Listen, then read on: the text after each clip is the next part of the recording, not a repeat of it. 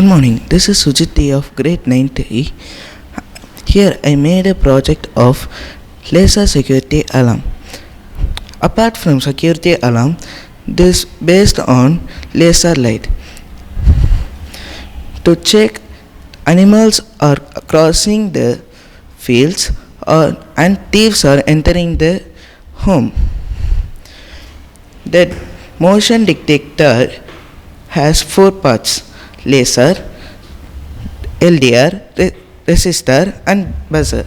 It was used in forest to check if animals entering and to indicate to the owners to take action.